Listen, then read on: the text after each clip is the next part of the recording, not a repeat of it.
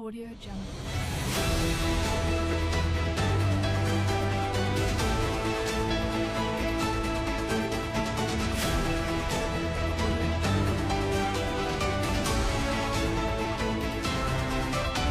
Kutch live Asmita news ચેનલને like, comment, share, subscribers. Pakistan મુર્દાબાદ. ચલો બધા ભારત માતા કી જય કરશું. ભારત માતા કી જય. ભારત માતા કી જય. વંદે માતરમ. વંદે માતરમ. વંદે માતરમ.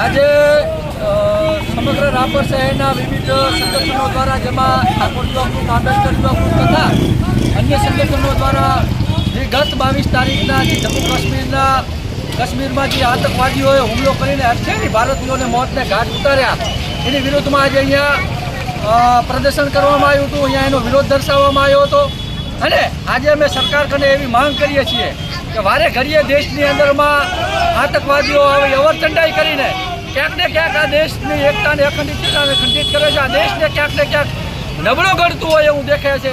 તો ભારત સરકારે આવા નરાધમ કૃત્યુ સામે તટસ્થ કાર્યવાહી કરવી પડે. આમને એમની ભાષામાં જવાબ આપવો પડે. અત્યારે આખું ભારત સરકારની સાથે છે. અત્યારે આખા ભારતનું મીડિયા, આખા ભારતનું વિપક્ષ, આખા ભારતના નાગરિકો સરકારની સાથે છે.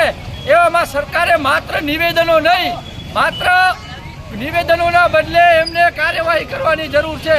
અત્યારે આ દેશના લોકો નિવેદનો સાંભળવા નથી માંગતા. અત્યારે આ દેશના લોકો ન્યાય ઈચ્છી રહ્યા છે. આતંકવાદ ભારતમાંથી ખતમ થવો જોઈએ.